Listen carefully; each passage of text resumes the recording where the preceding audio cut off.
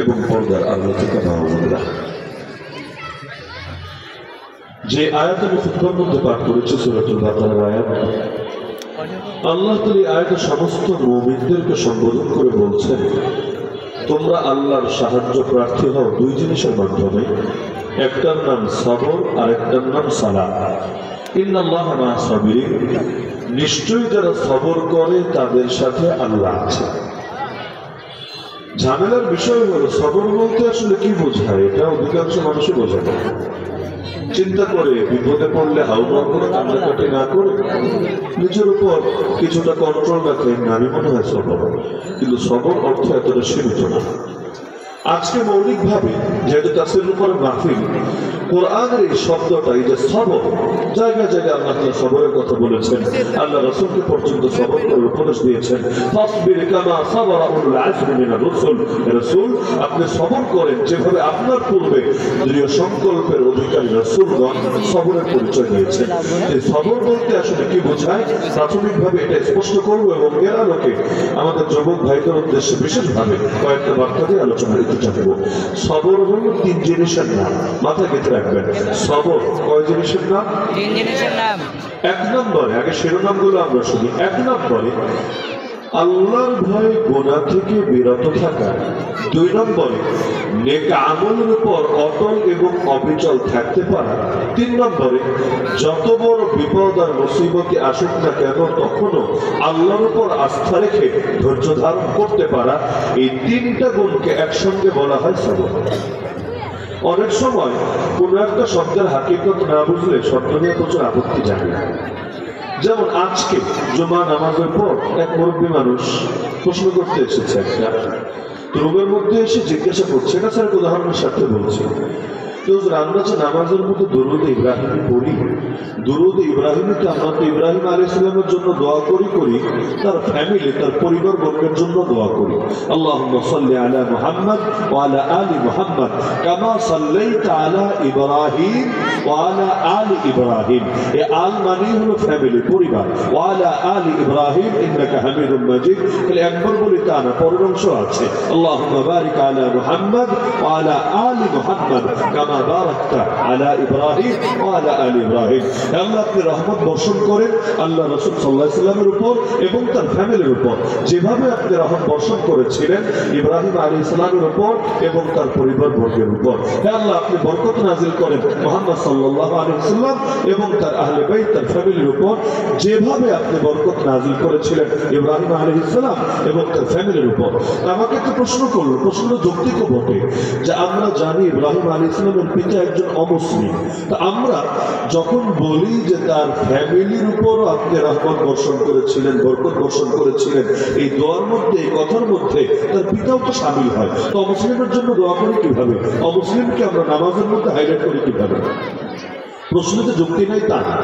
এবং প্রশ্ন থেকে আমার কাছে মনে হয়েছে না তিনি ইসলাম নিয়ে অবশ্যই জানার চেষ্টা করেন, কৌতূহল থেকেই তার প্রশ্নটা এসেছে এবং প্রশ্নটা করে অবশ্যই ভালো করেছেন। কেন?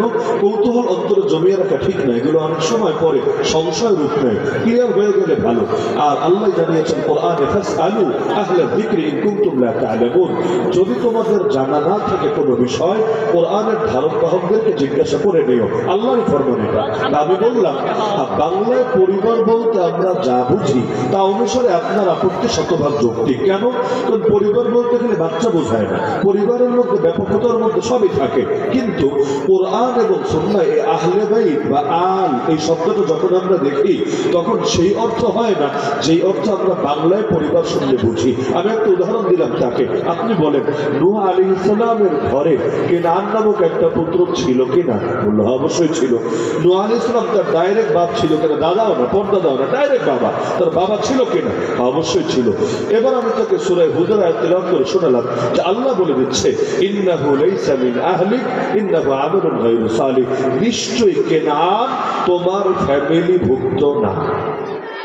নিজের জন্ম দেওয়া বাচ্চা যদি ফ্যামিলিভুক্ত না হয়, ফ্যামিলিভুক্ত হবে কে? বাচ্চারা বাদ দিয়ে আবার ফ্যামিলি হয় কিভাবে?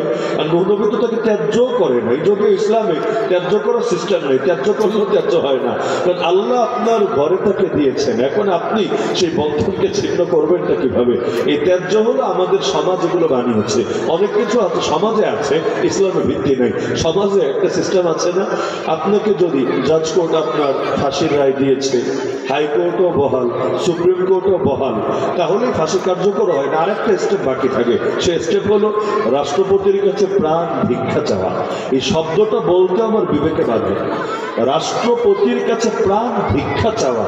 মানুষ নাকি মানুষের কাছে প্রাণ ভিক্ষা চাইতে পারে, আবার মানুষ প্রাণ ভিক্ষা দিয়ে দেয়ও বটে। ঠিক আছে, তুই যেহেতু আমার লোক, আমার দলের লোক, ঠিক আছে যা, তোর প্রাণ ভিক্ষা দিয়ে দিলাম, ভিক্ষা দিয়ে দিলাম, তোরে ফাঁসি দিয়ে হত্যা করা হবে না, তুই আরো বহু বছর বাঁচবি, তুমি বাইরে গিয়ে আমার দলের রাজনীতি করিস, অন্য কোনো দলের দিকে নজর টজর না দিস। এই যে মানুষ মানুষের প্রাণ ভিক্ষা দেয়, এই দাবিটা ছিল নমরুদের। নমরুদের জামানে কিন্তু ইব্রাহিম আলাইহিস সালামের সঙ্গে তার যে ডিবেট হয়েছে, বিতর্ক হয়েছে, ডিবেট কিন্তু এই পয়েন্ট নিয়েছিল। ইব্রাহিম আলাইহিস সালাম বলেছিলেন, আমার রব তিনি যিনি জীবন দেন, যিনি মরণ দেন। নমরুদ বলেছিল, তাহলে আমি তো তোর রব, কিভাবে? আমি জীবন দেই, আমি মরণ দেই। কিভাবে মরণ দিয়েছিল, কিভাবে জীবন দিয়েছিল, ঘটনা সবাই জানেন। জেলের দুই কয়েদি ডাকিয়ে এনে একটাকে মুক্ত করে দিল বিনা বিচারে, আর আরেকটার ব্যাপারে জল্লাদকে ডাকিয়ে এনে বললো, অনেক মৃত্যুদণ্ড দিয়ে দে, আর মাথা দেহ থেকে আলাদা করে দে। এই যে করা হলো, এবার সে বললো, এই দেখ, এইটারে প্রাণ দিলাম, এইটারে জীবন দিলাম, নাউযুবিল্লাহ মিন যালিক। অথচ এটাকে প্রাণ দেওয়াও বলে না, এটারে জীবন দেওয়াও বলে না। কিন্তু এই দাবি নমরুদ নিজের ব্যাপারে করেছিল। একই শব্দ কোন দুঃখে যে বাঙালির পছন্দ হইল আল্লাহ ভালো জানে। দুনিয়ায় এত কিছু থাকতে এইটা কোন যুক্তিতে পছন্দ হলো?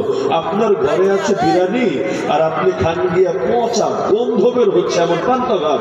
হাস্যকর ব্যাপার, ভালো মানের বিরিয়ানি আছে, ঘরে মজুদ আছে, এর মধ্যে এইটা বাদ দিয়ে পচে গন্ধ বের হচ্ছে এমন পান্তা ভাত খাচ্ছেন। তো ইসলামে এত সুন্দর সুন্দর জিনিস থাকতে এইরকম শব্দগুলোই বাঙালির কে শিখিয়েছে আল্লাহ ভালো জানে।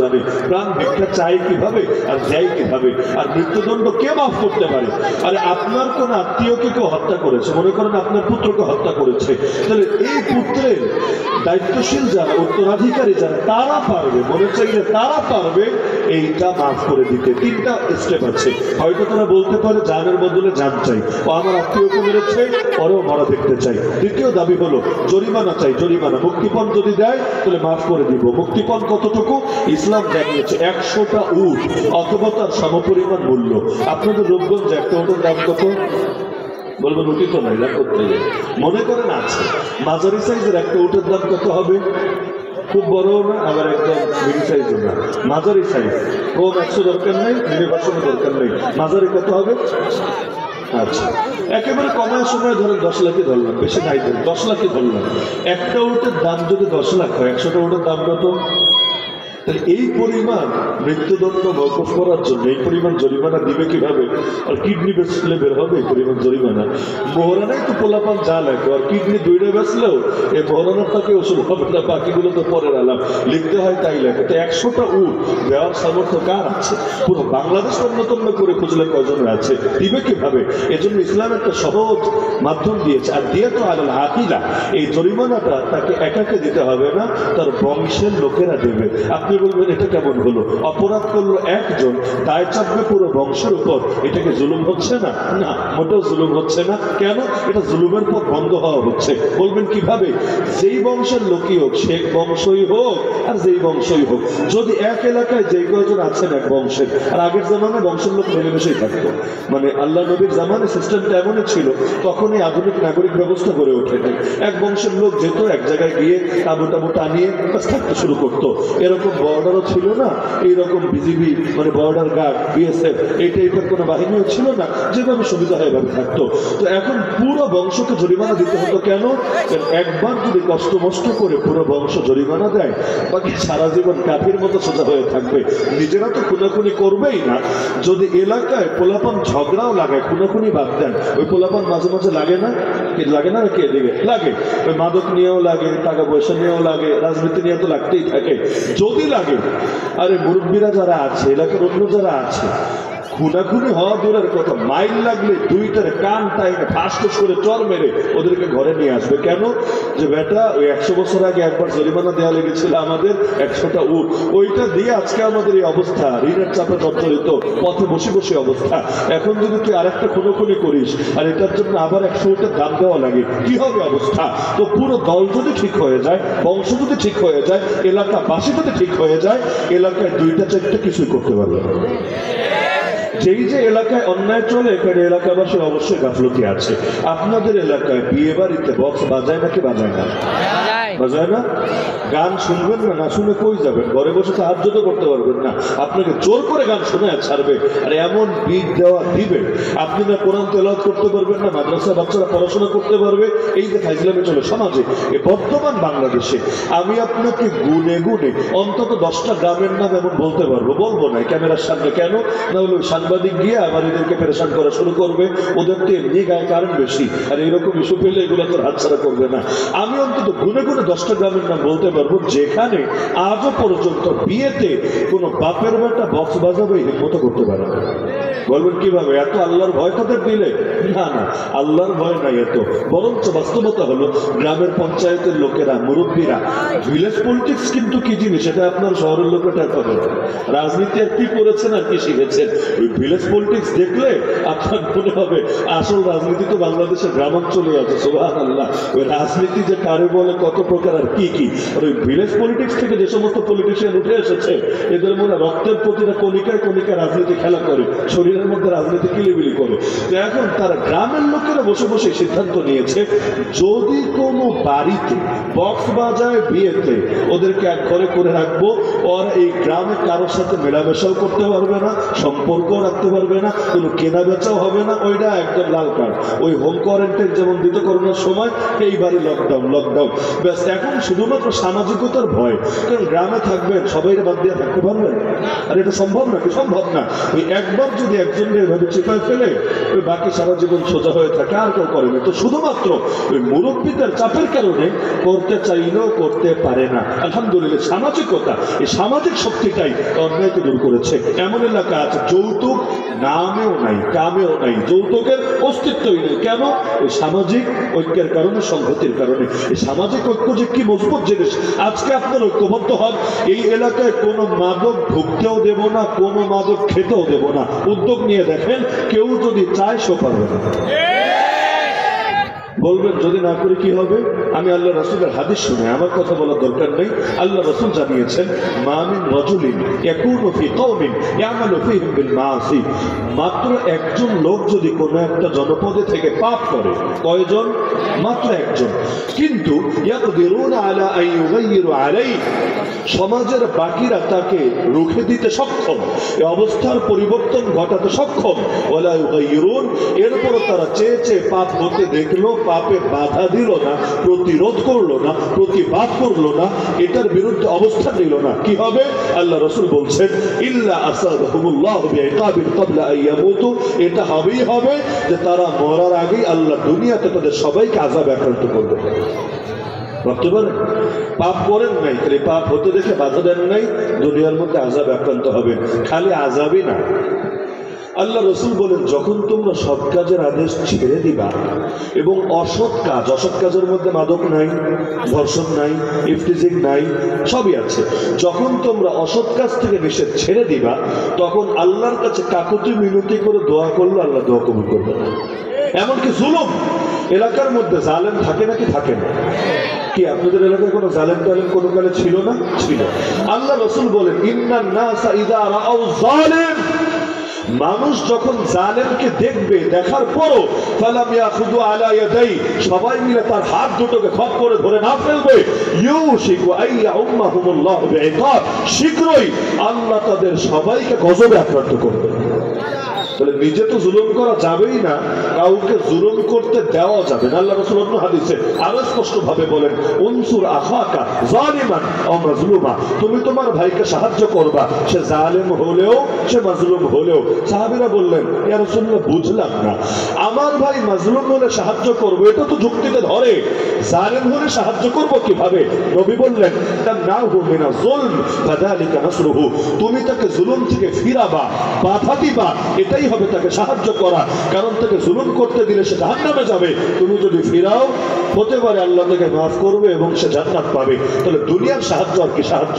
আসল সাহায্য তো হবে আখিরাতের পথে সাহায্য করতে পারলে। তো এলাকায় জুলুম হয় কিভাবে? আরে গুন্ডা কয়টা থাকে এক এলাকায়, সন্ত্রাসী কয়টা থাকে এক এলাকায়, রাজনীতির নামে বিভিন্ন ফাইজলামি করে এক এলাকার মধ্যে কয়জনে? এলাকার সবাই মিলে যদি সচেতন হয়ে যায়, ওদেরকে প্রতি বছরই পালাতে হবে বর্ডারের উপরে। এটাই কিন্তু বাস্তবতা। কারণ অধিকাংশ মানুষ যদি সচেতন হয়, গুটি কয়েক মানুষ কখনোই ফাইজলামি করতে পারে না। সন্ত্রাসের মূল অর্থ কি জানেন? সন্ত্রাসী, সন্ত্রাস, ত্রাস মানে ভয়। ভয় না? সন্ত্রাসী যে বলে কি জন্য? কারণ ও ভয় ছড়ায় দেয় মানুষের ভেতরে ভয়। ওর মূল মাধ্যমে হলো ভয়, ভয়ের রাজত্ব। যদি একবার ভয় ভেঙে দিতে পারেন, আমি আন্দোলনের প্রসঙ্গে টানতে চাচ্ছি না, ভয় ভাঙলে যে কি হয় এটা তো আপনারা টের পেয়েছেন, কিচ্ছু লাগে না, খালি ভয়টা ভেঙে দিবেন যে এই জাতিকে গুলি করে থামাতে পারবা না, যতই বুলেট মারো লাভ নাই, যতই জেলে ভরো লাভ নাই, আসছে ফাল্গুনে প্রয়োজনে দ্বিগুণ হবো, তবুও থামবো না, থামাথামের কোনো নাম গন্ধ নাই। একজন রক্ত দিয়েছে বুক পেতে, 1000 জন নতুন করে বুক পেতে দেবে তোমাদের সাথে, তবুও থামবে না। প্রয়োজনে কল্লা কাটা যাবে তো কল্লা নত হবে না, যতক্ষণ ভেতরে প্রাণ আছে, প্রাণে স্পন্দন আছে, ভাবনীতে রক্ত প্রবাহিত আছে, লড়াই, সংগ্রাম, বিপ্লব, আন্দোলন চলবেই চলবে। একবার যদি মানসিকতা জনগণ দেখাতে পারে, দুনিয়ার যে কোনো জালেম রাজ গুটিয়ে পালাতে বাধ্য হবেই হবে।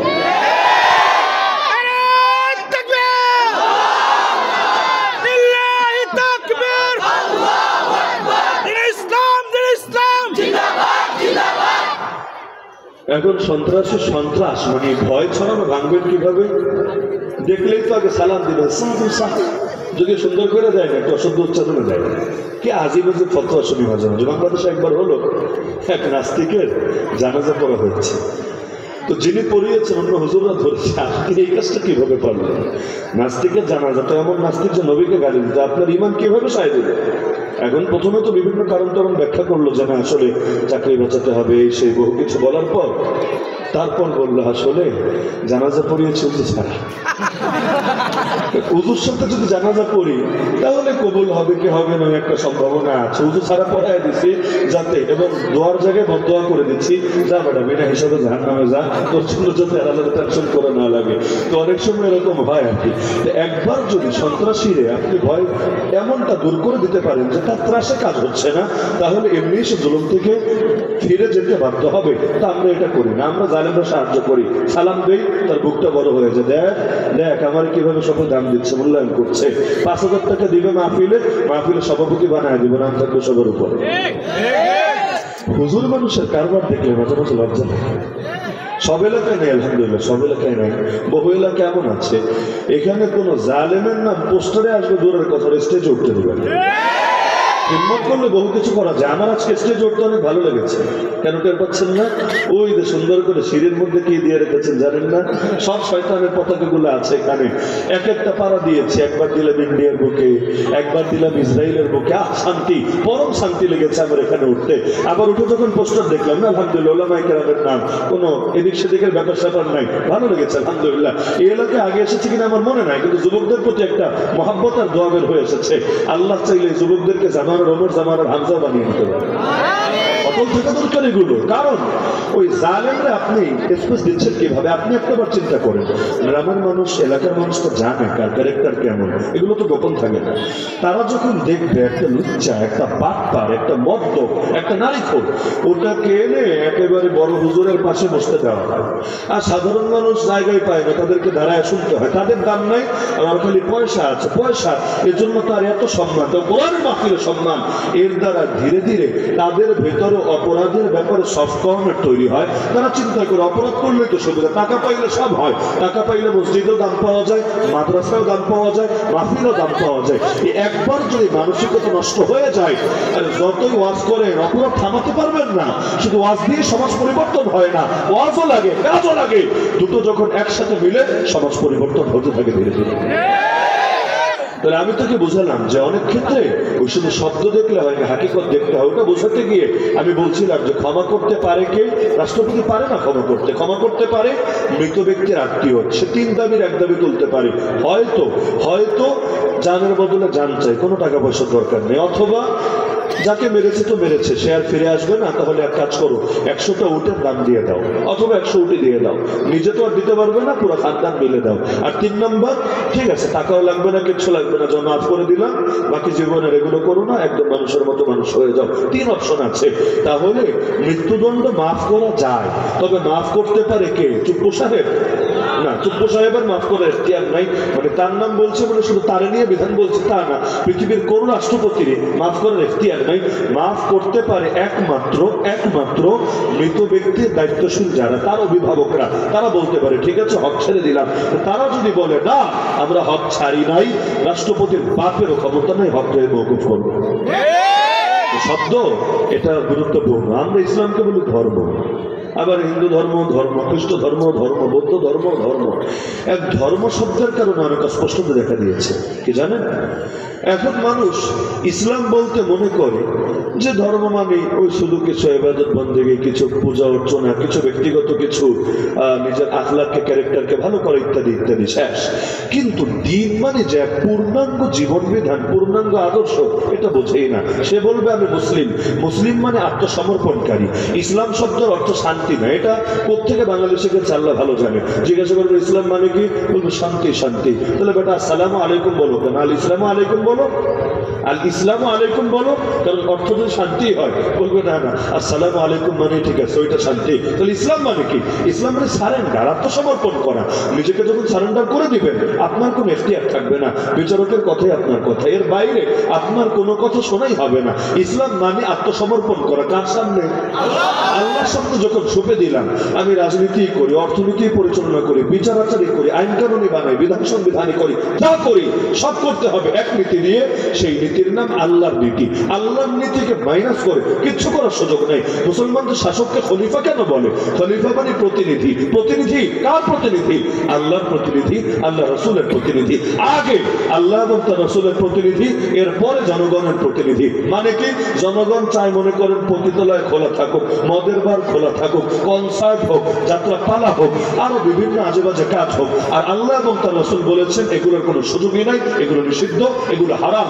মুসলিম শাসকের কাজ আল্লাহ এবং তার রসুলেরটা বাস্তবায়ন করা, এতে পুরো সমাজ নাখোশ হলে হোক। কিন্তু এটা তো বোঝেই না। আমাদের দেখবেন বাংলাদেশে সংসদের যখন, এখন তো সংসদ নাই, সংসদ যখন অধিবেশন চলে, খেয়াল করলে দেখবেন শুরু করে কোরআন পাকের তেলাওয়াত দিয়ে, তাই না? একজন কারি সাহেব যায়, একেবারে আরবি না, বাংলা সহ অনুবাদ করে দিয়ে আসে। প্রথমে কোরআন পড়ে, পরে অবশ্য অন্যগুলোও পড়ে, বাইবেল, গীতা, ত্রিপিটক। মানে সবাইকে খুশি রাখতে হবে না। আল্লাহ খুশি থাকো, ঈশ্বরও খুশি থাকো, গডও খুশি থাকো, ভগবানও খুশি থাকো, সবাই খুশি থাকো, তো মাইন্ডে নিও না, রাগ করবে না। আচ্ছা, গেল এক ধাপ। দ্বিতীয় ধাপে কি করে? সংবিধানে আজও পর্যন্ত তো এই ধারা ঢোকাতে পারে নাই যে কোরআন সুন্নাহর বিরুদ্ধে কোনো আইন চলবে না, যদি কেউ আইন প্রণয়ন করেও সেটা গ্রহণযোগ্য হবে না, অটো বাতিল বলে গণ্য হবে। এই টাইপের কোনো ধারা স্বাধীন বাংলার 53 বছরেও জিন্দেগিতে কখনো ঢোকানো হয়েছে? হয় নাই। তো কি হয়? একটু আগে শুরু করলো কোরআন তেলাওয়াত দিয়ে, একটু পরে গিয়ে আইন করে সেই কোরআনের বিরুদ্ধে। কোরআনের বিরুদ্ধে আইন হয় নাই। পতিতালয় খুললে কোরআনের বিরুদ্ধে আইন হয় না, মদের বারের লাইসেন্স দিলে কোরআনের বিরুদ্ধে আইন হয় না, আরো যত আইন, এই দেশে কতগুলো আছে ইসলামিক আইন, আমার বলে দেওয়া লাগবে না, সবার জানা আছে। এমনকি শরীফ সাথে শরীফা হতে পারে, ওইটার পক্ষে আইন বানানোর তদবির করেছে, যদিও সফল হয় নাই, আপনাদের মতো সিংহদের কারণে চেষ্টা চালিয়েছে। শরীফগুলোর কেমনে শরীফা বানানো যায়, এই ট্রান্সজেন্ডারিজমের পক্ষেও আইন প্রণয়ন করতে চেয়েছে। শুরু করলো আল্লাহর নাম নিয়ে, শুরু করলো কালামে পাকের তেলাওয়াত দিয়ে, আর শেষে সে আল্লাহকে, সে কোরআনকে দিল মাইনাস করে। মানে কি? এটা হলোটা কি আসলে? আরে নাপাক অবস্থায় কেউ সেজদা দিলে বেঈমান হয়ে যায়। জেনে বুঝে যদি নাপাক অবস্থায় সেজদা দেয়, বেঈমান হয়ে যায়। কেন? আল্লাহর প্রতি অবজ্ঞা প্রকাশ পায়, তাচ্ছিল্য প্রকাশ পায়, অবমূল্যায়ন প্রকাশ পায়। কেউ যদি ইচ্ছাকৃত বিসমিল্লাহ বলে মদ খায়, ইচ্ছাকৃত বিসমিল্লাহ বলে মদ খায়, বেঈমান হয়ে যায়। কেন? কারণ এতে বিসমিল্লাহর প্রতি, আল্লাহর নামের প্রতি তাচ্ছিল্য প্রকাশ পায়। তাহলে কোরআনের আয়াত তেলাওয়াত করে অধিবেশন শুরু করে সেই কোরআনের বিরুদ্ধে আইন করলে কি হয়? আমার বলে দেওয়া লাগবে না, নিজেদের কমন সেন্সকে জিজ্ঞাসা করে দিয়েন, আপনার বিবেকে আপনাকে বলে দিবে কি হয়। হচ্ছে, অবলীলায় হচ্ছে। কেন? ইসলাম মানে কি এটাই তো বুঝে সারে নাই।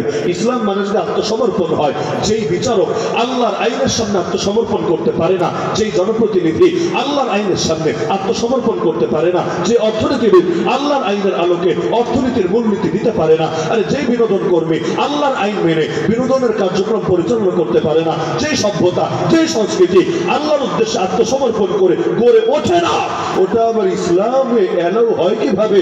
মুসলমান সেটার সাথে জড়ায় কিভাবে? এমনকি যেই সংবিধান আজও আমাদের মাথার উপর চেপে আছে, যার পাতায় পাতায় কুফুর আছে, শিরিক আছে, জাহেলিয়াত আছে, ওই সংবিধান একটা মুসলিম দেশের সংবিধান হয় কিভাবে? প্রশ্ন তুলে আবার কেউ বলবে হুজুর আবার জঙ্গি টঙ্গি হচ্ছে নাকি? ভয় পাচ্ছেন এগুলো? সংবিধানে নাই সকল ক্ষমতার মালিক জনগণ? নাই। যতদিনই এক পক্ষ থাকবে, ইসলাম বলতে বলতে মুখে ফেনা তুলে ফেললে ইসলাম আসবে। ইসলামের মানেই হলো, এক নম্বর কথাই হলো আল্লাহকে রব মানতে হবে, সার্বভৌম ক্ষমতার মালিক মানতে হবে, আল্লাহর জন্য নিরঙ্কুশ আনুগত্য, আল্লাহর জন্য সার্বভৌমত্ব, লা ইলাহা ইল্লাল্লাহ, এক আল্লাহ ছাড়া দ্বিতীয় করে ইবাদত করি না, করতে পারি না, দ্বিতীয় করে আনুগত্য করি না, করতে পারি না, দ্বিতীয় করে বিধান মানি না, মানতে পারি না। সূরা মাইদা আল্লাহ নিজে প্রশ্ন ছুড়েছেন, আফা হুকমাল জাহিলিয়াতি ইয়াবগুন, আরে বান্দা কি অনইসলামিক শাসন চায়, বিচার চায়? ওমান আহসানু মিনাল্লাহি হুকমা লিকওমিন ইউকিনুন, বিশ্বাসী সম্প্রদায়ের জন্য আল্লাহর চাইতে উত্তম বিচারক কে হতে পারে? আল্লাহর দেওয়া বিচারই যদি সবচাইতে উত্তম হয়, আমাদের উপর গায়রুল্লাহটা চাপিয়ে রেখেছে কোন দুঃখে? কষ্ট পাচ্ছেন না? প্রথম সাক্ষাতে মনে বেশি কষ্ট দেওয়া হয়ে যাচ্ছে। আচ্ছা, তো এখন আল মানে কি, বা আহলে বাইত মানে কি? নবীর আহলে বাইত মানে নবীর জন্ম দেওয়া বাচ্চা। নবীর আলুন নবী মানে হলো আতবাউন নবী, যারা ঈমানের ক্ষেত্রে নবীর অনুসারী। যদি ডাইরেক্টর বংশের নাও হয়, তবুও তিনি আলুন নবীর অন্তর্ভুক্ত, নবীর ফ্যামিলির অন্তর্ভুক্ত। আবার যদি নিজের জন্ম দেওয়া বাচ্চা বেঈমান হয়, ঈমানের ক্ষেত্রে তার পথের অন্য পথের অনুসারী হয়, তাহলে তাকে আলুন নবী বলা যায় না। তা আমরা ইব্রাহিম আলাইহিস সালামের বাপের জন্য দোয়া করি না, আমরা দোয়া করি ইব্রাহিম আলাইহিস সালামের খানদানের এবং খানদানের বাইরে যারা তার আদর্শ মেনেছেন, আমরা তাদের জন্য দোয়া করি, আমরা তার কাফের বাপের জন্য দোয়া করি না। তো এখন সবর মানেটা কি? মনে আছে তো কথা? সবর মানে কি বুঝে নিলে ব্যাপকভাবে বোঝা যায়। যেমন ধরেন এটা সুদ বুঝাই। সুদ সুদ বলতে কি বুঝেন? যে ঋণ দিবে কিন্তু নেওয়ার সময় একটু বাড়ায় দিবে, এটার নামই তো সুদ। কিন্তু আপনারা যারা ঈদ আসলে, কোরবানি আসলে, বিভিন্ন উৎসব আসলে নতুন টাকা কেনেন, কত ছোট নতুন নয়, ওই মতিঝিলে বেচে, গুলিস্তান বেচে, বিভিন্ন জায়গায় বেচে, নতুন নোটগুলো কিনতে চাইলে আপনাদের সবার জানা আছে ওই সমপরিমাণ পুরান টাকা দিলে চলে না একটু বেশি দেওয়া লাগে? এই যে বেশি দিচ্ছেন, এটাও যে সুদ হয় আপনার কি জানা আছে? এটাও কিন্তু সুদ, এটাও সুদ, আপনার জানা আছে? সমপরিমাণ লেনদেন করলেন খেজুর দিয়ে খেজুর, এখানেও যদি বেশকম করেন তাহলে এর মধ্যেও সুদের হুকুম চলে আসবে। তুমি সুদ বলে কারে? এই উদাহরণ দিলে বহু যাবে উদাহরণ, কিন্তু সুদ বলে কারে এটাই তো চেনে নেই। আমি বয়ান দিচ্ছি ভাই সুদ খায়েন না, সুদ খায়েন না, সুদ খায়েন না। কেন? না খাইলে কি হবে? না খাইলে আল্লাহর আযাবে পড়বে না। কেন পড়বে না? যেই দেশের রাষ্ট্রের অর্থনীতির মেরুদণ্ড সুদ, জাতীয় পাপ, ওই দেশে ব্যক্তিগতভাবে কেউ যদি সুদ নাও খায়, জাতীয় পাপের কারণে যখন জাতীয় আযাব আসবে, আযাব থেকে সেও বাঁচতে পারবে না। এখন শুধু একটা সাইড নিয়ে আলোচনা হয়, আরেকটা সাইড নিয়ে আলোচনা হয় না। হুজুর মাদকের বিরুদ্ধে বয়ান দেন, কোন মাদক? কোন মাদক? ব্যক্তিগতভাবে যেটা খায় সেটা, নাকি ওই আইন করে করে মদের বারে নিরাপত্তা দিয়ে দিয়ে নায়ক নায়িকা, গায়ক গায়িকাদের জন্য সরবরাহের ব্যবস্থা রাখে যেটা, সেটা? দুই মাদকই ক্ষতিকর। লুকায়া লাইসেন্স ছাড়া খাইলেও ক্ষতি, আর প্রকাশ্যে ওই প্রতি রাত্রে যান আপনি নাইট ক্লাবগুলোতে, মদের বারগুলোতে দেখেন কারা কারা যাচ্ছে। বাংলাদেশের সবচাইতে টপ যারা, এলিট যারা, অনেক তো গিয়ে গিয়ে মদ খাচ্ছে।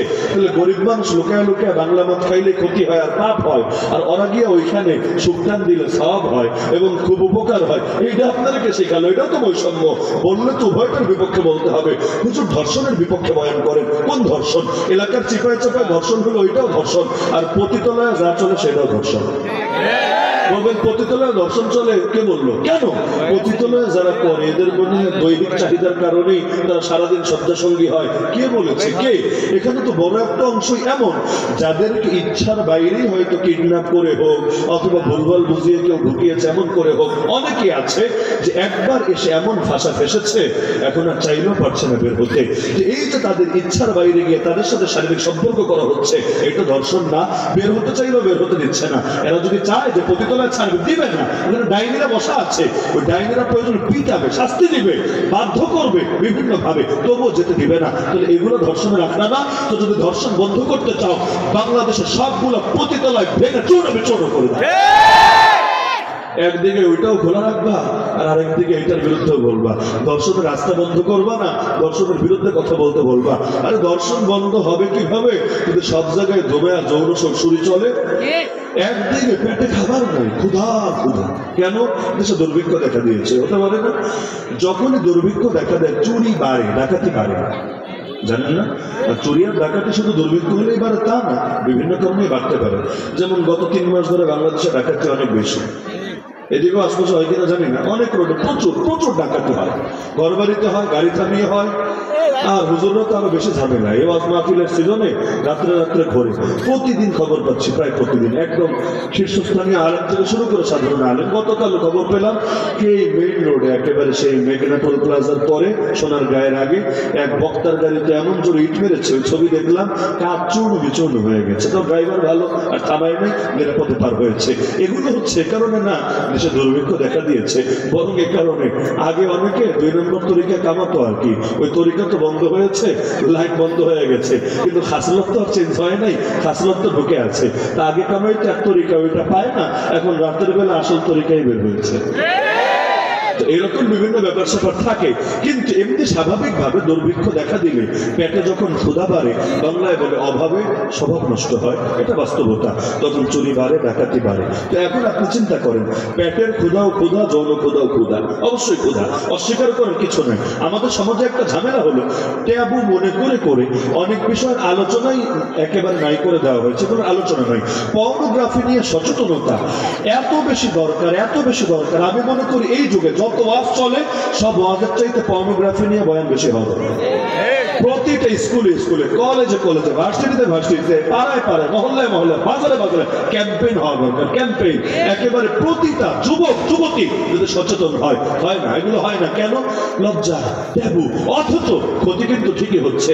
আমি গ্যারান্টি দিয়ে বলবো, মাদক এই দেশে যতটা ক্ষতি করেছে, ইয়াবা, এই ফেন্সিডিল, এই গাঁজা এই দেশে যতটা ক্ষতি করেছে, এই পর্নোগ্রাফির নেশা তার চাইতে 1000 গুণ বেশি ক্ষতি করেছে। এইটাও নেশা, আমি বুঝে শুনে বলছি, এইটাও নেশা। বিজ্ঞানীরা এটাই বলে, এইটাও নেশা। এবং এই নেশা ওই নেশার চাইতে বড় মারাত্মক, বড় জঘন্য। সমাজে পর্নোগ্রাফি থাকবে আর ওই সমাজে ধর্ষণ হবে না। কোনো বাপের বেটা পারবে না ধর্ষণ বন্ধ করতে।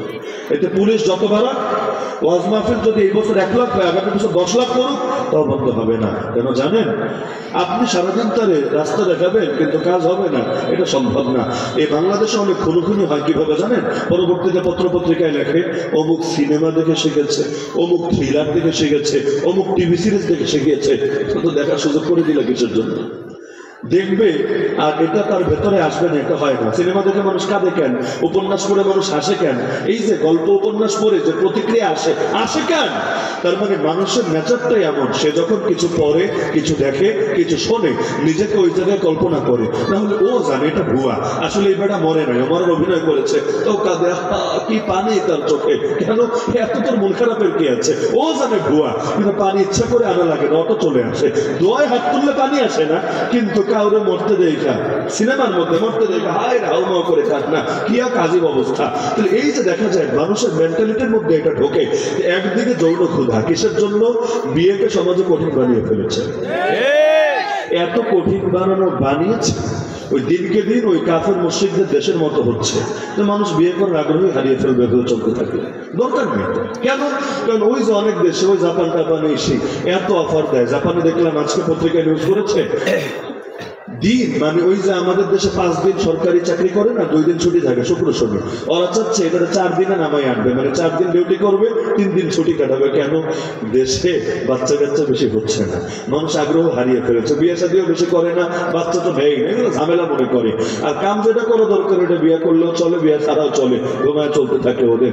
এমনকি দেখা যায় বিয়ে করলে এমন বয়সে করে, আরে বড় বড় স্টার, কিন্তু তার বাচ্চা তার বিয়েতে মেহমানদেরকে রিসিভ করছে, বাচ্চা মেহমানদেরকে রিসিভ করছে। বাচ্চা জন্ম নিল কেমনে? এই কিয়ামতের একটা আলামত হলো হারামজাদা বেড়ে যাবে, জারজ বেড়ে যাবে, বাড়ছে, সমাজ অবলীলায় বাড়ছে। তারা বিয়েকে একদম মানে কোনো প্রয়োজনই নেই, শুধু শুধু একটা ঝামেলা। কারণ যা করেন এমনি করতে পারছে, একসাথে থাকা বলেন, একসাথে চলা বলেন, কেউ এটাকে কোনো দোষও দিবে না, কিচ্ছু হবে না। তো বাংলাদেশকেও দিনকে দিন ওদিকে নিতে চাচ্ছে এক শ্রেণী, চাচ্ছে না? চাচ্ছে। যদি এভাবে সফল হয় পুরো পরিবার ব্যবস্থা ভেঙে যাবে, সমাজ ব্যবস্থা ভেঙে যাবে, মানুষ সবকিছুতে আগ্রহ হারিয়ে ফেলবে, ডিপ্রেশন আরো বাড়বে। আর ফ্রিস্টেক্সের দেশ হলেই যে সবাই সুখে থাকে তা না, ওদের দেশে আত্মহত্যার হার কত, বাংলাদেশে কত, দেখবেন ভয়াবহ রকমের ডিপ্রেশন মহামারীর মতো ছড়িয়ে দিচ্ছে। ভালো লাগে না, আল্লাহকে নারাজ করে কেউ ভালো থাকতে পারে না, সম্ভব না। আরে মদ খেলেই ভালো থাকে না, 2 নম্বরই করলেই ভালো থাকে না। দিলের সুখ আল্লাহকে নারাজ করে কেউ কোনোদিন পায় নাই, পাওয়া সম্ভব। ডিপ্রেশন ডিপ্রেশন বলতে বলতে মুখে ফেনা তুলে ফেলে। দেখেন যারা বছরের পর বছর যুদ্ধের ময়দানে দিন কাটিয়েছে, এই ফিলিস্তিনিদেরকে দেখেন, আফগানিদেরকে দেখেন, কাশ্মীরিদেরকে দেখেন, যাদের জীবনের মানে পুরো এই প্রজন্ম না আগের প্রজন্ম থেকে ওই যুদ্ধ আর যুদ্ধ চলছে, ওই ডিপ্রেশন, এমনকি ওই এত রক্তের উপর দাঁড়িয়ে আজ লড়াই চালিয়ে যাচ্ছে, মাথা নত করছে না। কেন? ডিপ্রেশন তাদেরকে কখনো পায় না, আল্লাহর ইবাদতের সাহায্যে পেয়ে গিয়েছে, শাহাদাতের প্রেমে যে পড়েছে। আরে দুনিয়ার নষ্টা ভ্রষ্টাদেরকে না, হুরদেরকে যে ভালোবাসতে শিখেছে, আরে সে কখন আত্মহত্যার দিকে পা বাড়াবে প্রশ্নই আসে না, প্রয়োজনে শাহাদাতে সুধা পান করবে হাসি মুখে। তো পাপ যত বাড়বে ডিপ্রেশন বাড়বে। এই যে এখন আগের চাইতে তালাকের হার বেড়েছে, সন্তানকে নষ্ট করা, ভ্রূণ হত্যার হার বেড়েছে, পরকীয়া কত শতগুণ যে বেড়েছে, মানে এটা কোনো জরিপে আপনার অ্যাকুরেট হবে না, এই পরিমাণ বাড়া বেড়েছে। এগুলো কোনো ভালো আলামত না, বরং একটা সমাজ যে ধ্বংসের দিকে যাচ্ছে আলামত। গর্ব করে বলে না বাংলাদেশেও নারীরা অনেক এগিয়ে যাচ্ছে, তো যাচ্ছে, আসলেই যাচ্ছে, তবে জান্নাতের দিকে না, জাহান্নামের দিকে এগোচ্ছে, এটা নিয়ে সন্দেহ নাই। তবে রাস্তাটা উল্টা হয়ে গেছে, একদিকে না গায়া অন্যদিকে আগাতে শুরু করেছে, আল্লাহ হেফাজত করুন।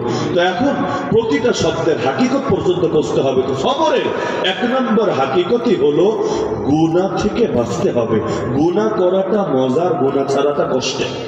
বিশেষ করে যারা গুনাহকে অভ্যাসে পরিণত করে ফেলেছে। আমাদের বুজুর্গরা বলেন গুনাহ 1বার 2বার যদি হয়ে যায় আল্লাহর কাছে তওবা করে মাফ করে, আল্লাহ মাফ করে দেন। কিন্তু বারবার বারবার বারবার করতে করতে অন্তরে মোহর পড়ে যায়, তখন তওবাও নসিব হয় না, ভেতরে অপরাধ বোধ আসে। প্রথম যেদিন কুদৃষ্টিপাত করেছিলেন ভেতরে অপরাধ বোধ থেকে জেগেছিল, কিন্তু তওবা করেন নাই, অবলীলায় চালিয়ে গিয়েছেন, চালাতে চালাতে এখন এটাকে পাপই মনে হয় না। গীবত কয়জন লোক এটাকে পাপ মনে করে? অহংকার। জীবনে কবে তওবা করেছেন আল্লাহর কাছে, আল্লাহ আমার অহংকারকে মাফ করে দাও, অহংকারের পাপকে মাফ করে দাও। হয়তো জীবনে একবারও এভাবে তওবা করেননি আল্লাহর কাছে। মানে অহংকার যে একটা পাপ, ওই পাপও যে আপনার দ্বারা হয় খবরই নাই, খবরই নাই। এই পাপ বোধগুলো আমাদের ধীরে ধীরে মরে যাচ্ছে, আর সমস্ত আছে মারার জন্য। ওই যে এই প্রসঙ্গে বলছিলাম না যে পেটের ক্ষুধা লাগলে খাবার যদি না দেয় মানুষ এক পর্যায়ে চুরি ডাকাতি করতে বাধ্য হয়। আর যদি এমন হয় যে খাবার তো দেয় না, সামনে এসে খালি দেখায়, এই দেখ চাইনিজ, এই দেখ বার্গার, এই দেখ গ্রিল, এই দেখ কাচ্চি, এই দেখ এটা, এই দেখ সেটা, কয়বার সে নিজেরা সামলাবে? 1বার 2বার 3বার, কাছে গেলে আর দেয় না, আবার নিয়ে আনায়। পরে মেজাজ এমন গরম হবে, পেটে খাবার নেই 3 দিন ধরে, বাস্তবে এমন গরম হবে, পরে মায়েরা ঠ্যাংটুম ভাঙ্গিয়ার পর নিয়ে খাবে। তেমন এক সমাজে থাকেন, হাঁটতে গেলেও যৌন সুরসুরি, বসতে গেলেও যৌন সুরসুরি, টেলিভিশন খুললেও যৌন সুরসুরি, পত্রিকা খুললেও যৌন সুরসুরি, ফেসবুকে ঢুকলেও যৌন সুরসুরি, ইউটিউবে ঢুকলেও যৌন সুরসুরি। যাবেন না কই? এমনকি নজর হেফাজত করবেন না কেন? যত বয়ান দেই নজরকে হেফাজত করবেন কিভাবে? আসমানের দিকে তাকায় হাঁটবেন না মাটির নিচের দিকে তাকায় হাঁটবেন? আসমানের দিকে তাকায় হাঁটলে হঠাৎ গর্তে পড়ে হাত পা ভাঙবে, মাটির দিকে তাকায় হাঁটলে কখন কোন গাড়ি এসে মারবে কেন পাবেন না আপনি। আর সামনেই তাকান, ডাইনেই তাকান, বামেই তাকান, পেছনেই তাকান, শান্তি পাবেন না। এমনকি উপরে আর নিচে এইটা বলার জন্য বলে, এই যুগে এটা তো শান্তি পাবেন না। উপরে তাকালেও দেখবেন ওই ছাদের উপরে দেখা যায়। নজরটা হেফাজত করবেন কিভাবে?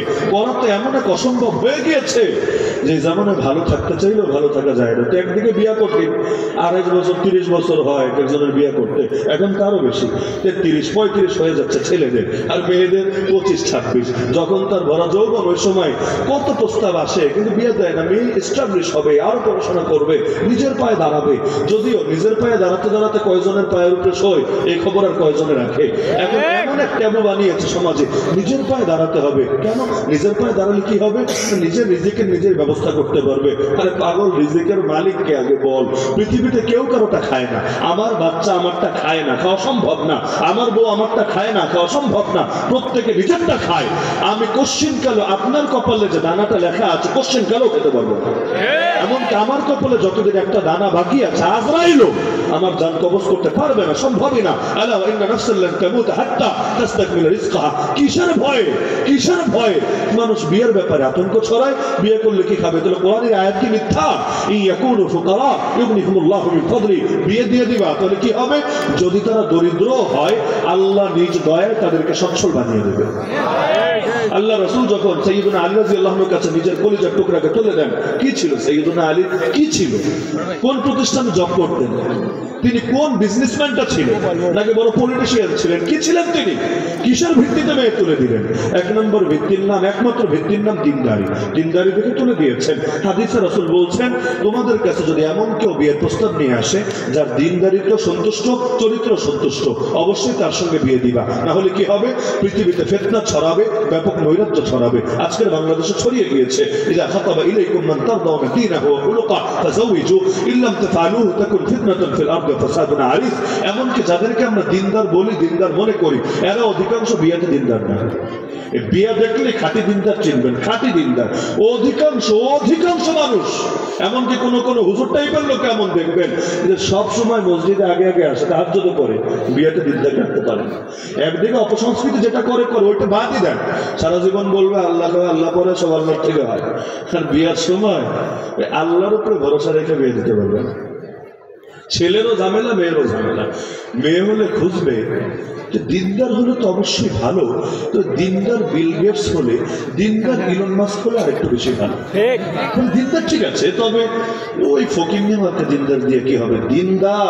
দিনদার মার্ক জাকারবার্গ এরকম কাউরে পাইলে আর কাছে বিয়ে দিবে। এখন ছেলে যদি 10 বছর একবার দেশে আসে সমস্যা নেই। এই প্রবাসীদের কাছে এমন এমন বিয়ে হচ্ছে না যে সে জানে ফ্যামিলি জীবনেও নিবে না, নিজেও ঠিক মতো এসে তার হক আদায় করবে না। তো তোমার মাইয়া কি রোবট নাকি ব্লুটুথে হক আদায় করবে বিদেশ থেকে? মানে করবেটা কিভাবে? এইটা তো আরো বড় ফেতনা।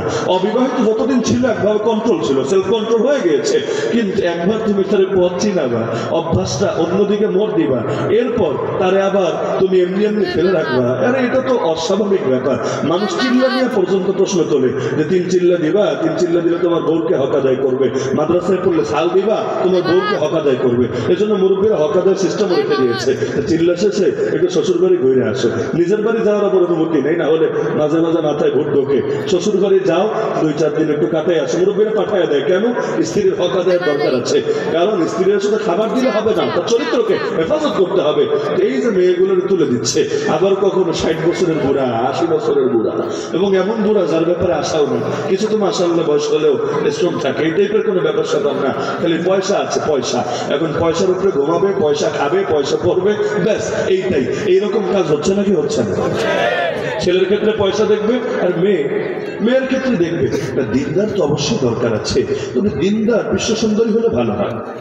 মানে আগে হলো তার সৌন্দর্য, আগে হলো তার বংশ, আগে হলো তার বাপের পয়সা পাতি। আর যদি এমন হয় বাপের মাশাআল্লাহ কয়েক কোটি টাকা পয়সা আছে, জায়গা জমি আছে, আর ছেলে টেলে নেই, মেয়ে একটাই আছে, অথবা আরেকটা হয়তো আছে, আরে মানে বিয়েতে সিরিয়াল লাগাবে, বলা সিরিয়াল। যে দিনদার না থাকলেও তো সমস্যা নেই, সব দিনদার রেডিমেড পাওয়া যায় না। Made in China, made in Japan সব রেডিমেড পাওয়া যাবে না, আমরা বানায় দিব। দিনদার প্রয়োজনে বানায় নেবে, তারপর এই লাইনে তার সমস্যা না, কিন্তু অন্য লাইন তার ঠিক রাখতে হবে। নাউযুবিল্লাহ। এই হালতের কারণে এখন আফসোস করে, হুজুর একটু দোয়া করেন যাতে বিয়ে হয়। অনেক ছেলেরা দোয়া চায়, এটা হুজুর দোয়া করে বিয়ে হয়। কেন? পাত্রী পাচ্ছি না। কি বলো? বাংলাদেশে ছেলের চাইতে মেয়ের সংখ্যা বেশি, আসলেই বেশি। ছেলের চাইতে মেয়ের সংখ্যা বেশি, তুমি পাত্রী পাচ্ছ না, কি বলো? পাত্রী গেল কই তাহলে? মঙ্গল গ্রহে না বুধ গ্রহে? মানে গেল কই, পাচ্ছ না কেন? না হুজুর, মন মতো পাচ্ছি না। তো তোমার মনটার আগে চিকিৎসা করো। কারণ মন বানায় নিছে এমন নাটক সিনেমা দেখতে দেখতে যে আমার ওই টাইপের একটা লাগবে, ব্যাস এখন সুন্দরীও হবে, সম্পদশালীও হবে, বংশও ভালো থাকবে, আবার শ্বশুরের থেকেও মোটামুটি খায়া পয়রা ভালো মতো চলতে পারবে, সঙ্গে দিনদারও লাগবে। তো এইরকম মায়া কয়টা পাবে সমাজে? এখন দিনকে দিন গুনাহ করবে তো বিয়ে করতে রাজি না। হচ্ছে নাকি হচ্ছে না? একদিকে বিয়ে করতে দিবেন না, আর একদিকে গুনাহের শ্বশুরি আর গুনাহের শ্বশুরি। এরপর ওয়াজ করবেন না ছেলেরা ভালো হয়ে থাকো, না মেয়েরা ভালো হয়ে থাকো। ওই ওয়াজ দিয়ে কোনো কাজ হবে না। বরং তো চরিত্র ঠিক করতে চাইলে আগে অভিভাবকত্বের হক আদায় করতে হবে। এজন্যই হাদিসে আছে, সন্তান প্রাপ্তবয়স্ক হওয়ার পর যদি বাবা তাকে বিয়ে না দেয়, বাপজানরা ভালো করে শুনি, বাপ যদি তার বিয়ে না দেয় আর সন্তান তার টেম্পো চালাইতে থাকে, তাহলে এই কাজের পাপ তার বাপের উপরে জিয়ে পড়বে। এর মানে নিজে দায়মুক্ত হবে তা না, আবার খুশি হয়ে যায় না, যাক আমরা পাচ্ছি, আল্লাহ আমাদের বাপরে ধরবে না। আপনাদের গুনাহ যা হওয়ার সেটা তো হবেই, লগে বাপরেও অটোমেটিক সে ভাগ পেয়ে যাবে, আপনার ব্যবসায়িক পার্টনার হবে গুনাহের ব্যবসায়। কিয়ামতের দিন আল্লাহ তারেও ধরবে, আপনারও ধরবে। এজন্য সন্তানের ব্যাপারে সাবধান। আল্লাহ হেফাজত করুন আমাদের সবাইকে। তো সবরের এক নম্বর কথাই গুনাহ থেকে বাঁচতে হবে। যে গুনাহগুলো অভ্যাস হয়েছে এটা ছাড়া মোটেও সহজ না, তো আল্লাহর জন্য চেষ্টা করেন ইনশাআল্লাহ, তাহলে সবরের এক নম্বর স্তর হবে। এক নম্বর স্তর, যারা বিড়ি সিগারেট খান ছাড়াটা কি খুব সহজ? যারা কুদৃষ্টিপাতে অভ্যস্ত, খারাপ গুনাহে অভ্যস্ত, গোপন গুনাহে অভ্যস্ত, ছাড়াটা কি সহজ? মোটেও সহজ না। কিন্তু আল্লাহর জন্য এই কঠিনটাকেই আপনার অর্জন করতে হবে। তাহলে সবরের এক নম্বর স্তর অর্জিত হবে। দুই নম্বর স্তর, নেক আমল করাটা কিন্তু জটিল। গুনাহ করা যেমন সহজ, নেক আমল করা জটিল। ফজর নামাজ পড়া খুব সহজ না? জুমায় জায়গা হয় না, আরে ঈদের রাস্তা পর্যন্ত ব্লক হয়ে যায়, আর ফজর নামাজ কমিটির লোকগুলো আসে না। মসজিদ কমিটি এই যুগে এমন অবস্থা হয়েছে, কমিটিতে যেই পরিমাণ লোক আছে তারা যদি আসে অন্তত এক কাতা দুই কাতা সুন্দরভাবে ভরবে। কিন্তু দেখা যায় অনেকদিন ইমাম সাহেব মুয়াজ্জিন সাহেব এই কাজ সেরে দেয়, দ্বিতীয় কোনো সাবরে আর খুঁজে পাওয়া যায় না। তাদেরকে পাওয়া যাবে জুমার দিন মাস্তানি দেখানোর ক্ষেত্রে, ওই হুজুর এটা এখন এভাবে কেন বললেন, ওইটা এভাবে কেন করলেন। এই গত শুক্রবারে আগের শুক্রবার বাংলাদেশে কয়েক ডজন খতিবের চাকরি গেছে। কি গুনাহের কারণে জানেন? মহাগুনাহ, মহাকবিরা গুনাহ। গুনাহ হলো ইসকনের বিরুদ্ধে বলে বড় বেয়াদবি করে ফেলেছে। ইসকনের বিরুদ্ধে বললে মোদি খাটতে পারে, ইসকনের বিরুদ্ধে বললে ওই মোদির সঙ্গে নতুন সংসার যে পেতেছে সে খাটতে পারে, কিন্তু ইসকনের বিরুদ্ধে বললে তুমি মসজিদ কমিটি খাটবা কোন দুঃখে? যদি এমন হতো পুলিশ এসে ধরে নিয়ে যাবে, অথবা এখন নতুন করে মামলা টামলা খাওয়ার ভয় আছে, তাও নয়তো একটা ব্যাখ্যা ট্যাখ্যা চলতো। এখন তো ওই বাংলাদেশ নাই, ওই দিন শেষ হয়েছে। এবার বাংলাদেশ জনতার বাংলাদেশে পরিণত হয়েছে। এরপর ভয় পাচ্ছ কেন? এত কারেন্ট তোমার কিসের জন্য? আর ইসকনের বিপক্ষে বললে যার পরিচয় লাগে, ও নিজের আল্লাহর গোলাম পরিচয় না দিয়ে এই হিন্দুত্ববাদী দালাল বললে সেটা সুদর্শন। তো বহু মসজিদ ইমাম সাহেবের চাকরি চলে গেছে এই কারণে। এক মসজিদে ইমামরে পিটিয়েছে ধরে, এমন মারা বেড়েছে পুরো শরীর দেখেছে, রক্ত একদম ছোপ ছোপ দাগ হয়ে গেছে। আর এক জায়গায় আলহামদুলিল্লাহ কুষ্টিয়ায় আমার খবরটা পড়ে ভালো লেগেছে যে ইমাম সাহেবরে প্রথমে না করে দিয়েছে হুজুর বিদায় হন, এখন এগারটে বুঝতে নিয়ে আসলে সময় যাতে না দেখি। ইমাম সাহেব অনলাইনে যুক্ত, অনলাইন যুক্ত হয় একটু সহজ, সাংবাদিকের ধার ধারা লাগে না, এখন সবাই এক একটা সাংবাদিক। তিনি লাইভে গিয়ে তথ্য প্রকাশ করে দিয়েছেন, আর যায় কোথায়। আলেম ওলামারা সবাই মিলে গিয়ে এলাকাবাসীর একতাবদ্ধ করে ওই কমিটির বিদায় করে দিয়েছে। যেই কমিটি ইমামের অধিকার দিতে জানে না, ওই রকম কমিটি আমাদের লাগবে না। কমিটি বাদ, আর গ্রামবাসীকে দায়িত্ব দিয়েছে আপনার নতুন কমিটি বানায় নেবেন। গ্রামবাসীও মহাখুশি, তাদের এলাকাও ভাইরাল হয়েছে, তাদেরকে প্রশংসা করেছে, তারাও মহাখুশি। আমার দেখে এজন্য ভালো লেগেছে, একবার যদি ট্রেন্ড চালু হয় যে আমরা যেই দলের হোক, যেই মতের হোক, যেই সার্কেলের হোক, কোন আলেমের সামনে কোন জালেমকে বেয়াদবি করতে দেব না, একবার যদি এই লক্ষ্যে সবাই একমত হয়, আগামী বাংলাদেশে কোন আলেমের সামনে কোন ফাজিল বেয়াদবি করতে পারবে না।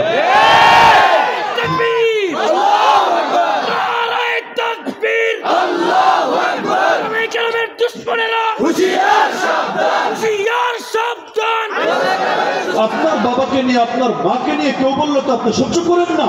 বাংলাদেশে যেই মাহফিল স্টেজের উপর বক্তার সামনে বেয়াদবি হয়, ওই এলাকার লোকরা কি খায়, ওদের রক্তটা কেমন দেখা দরকার। কেন?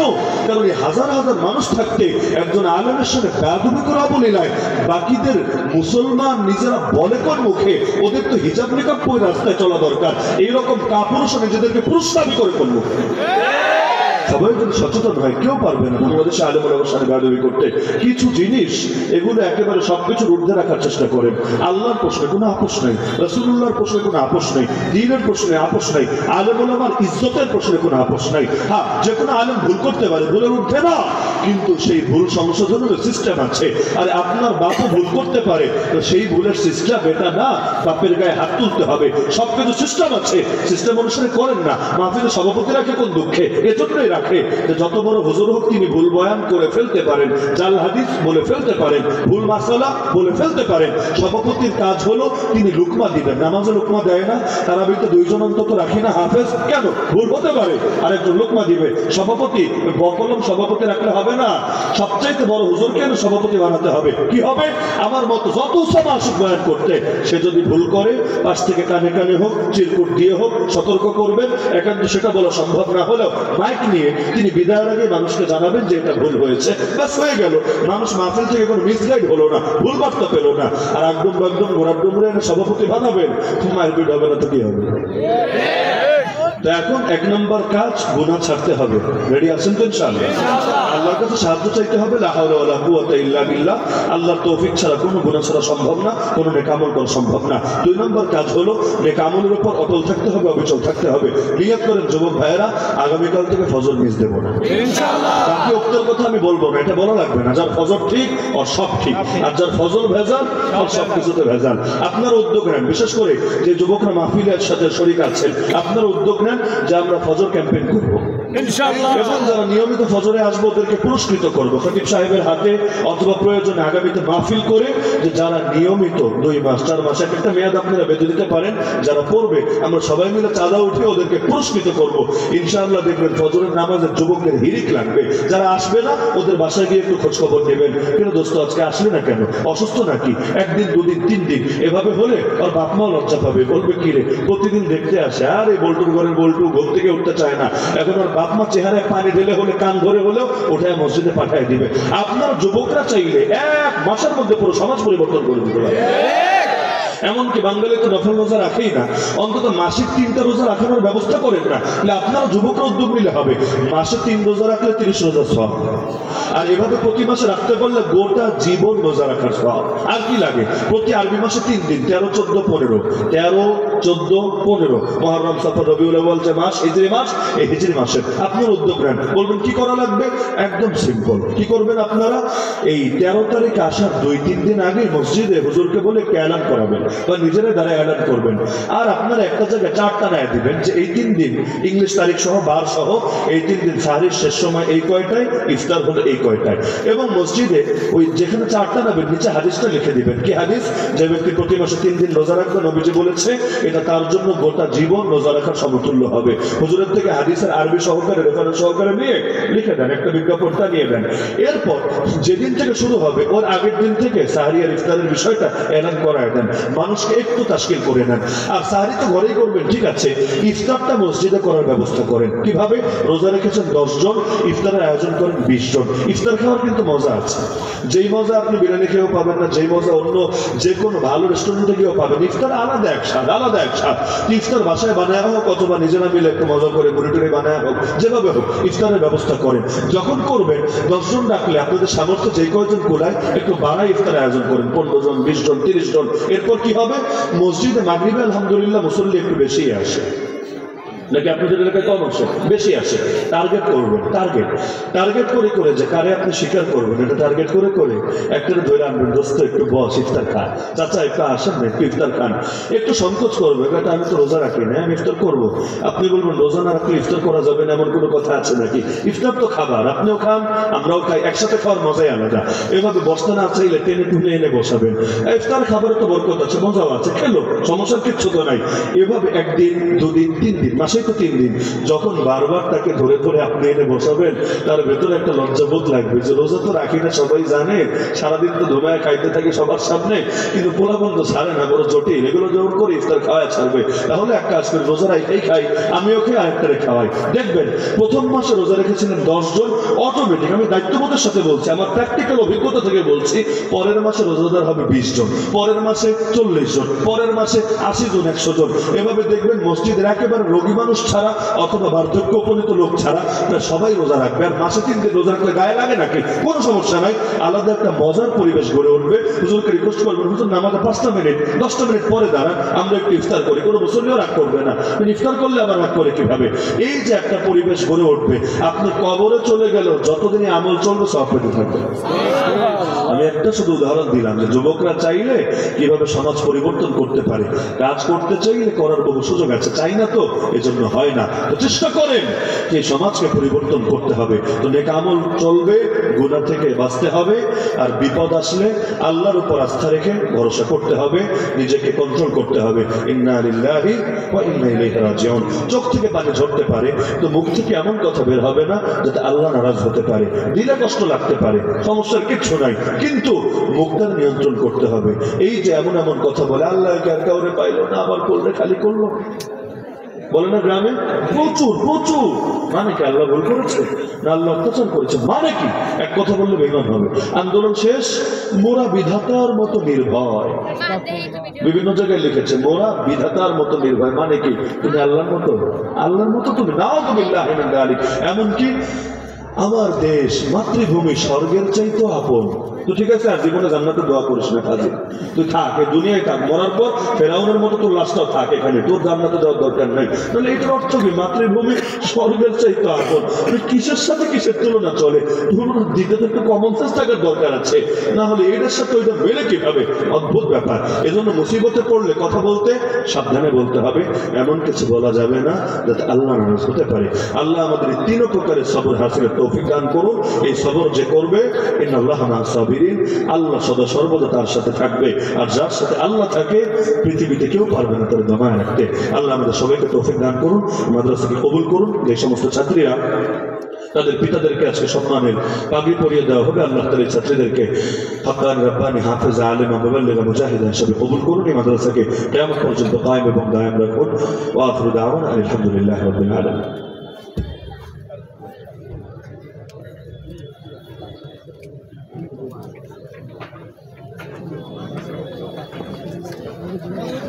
আস্তে আস্তে আস্তে আস্তে আস্তে